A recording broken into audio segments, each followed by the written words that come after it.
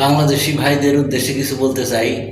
আপনারা মনোযোগ সহকারে শুনবেন, তারপর কমেন্ট করবেন।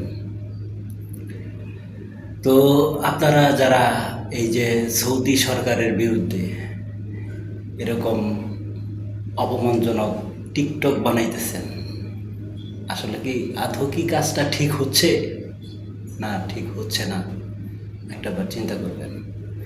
আর আমরা যারা প্রবাসী, সৌদিতে প্রবাসী আছি,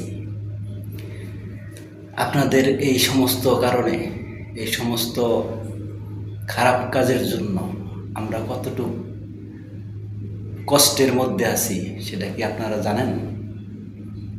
কখনোই জানেন না।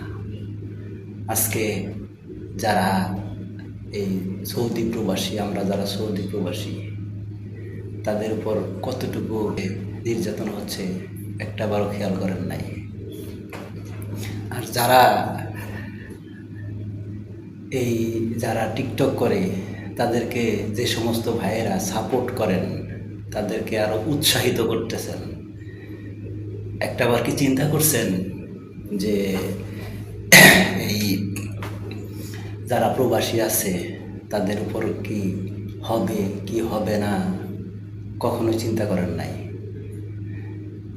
আজকে লক্ষ লক্ষ বাংলাদেশি এই সৌদিতে লেবারের কাজ করতেছে।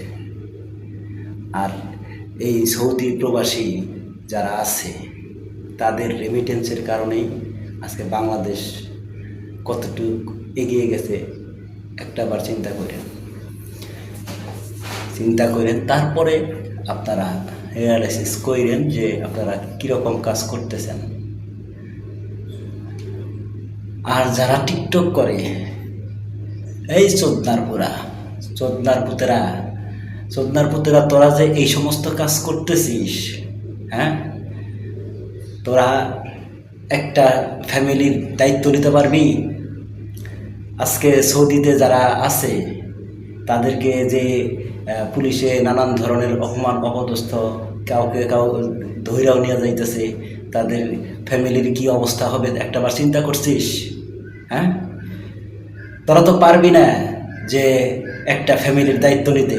একটা সপ্তাহ কি তাদের ফ্যামিলির দায়িত্ব নিতে পারবি? কখনোই পারবি না। এখনো সময় আছে, ভালো হয়ে যা।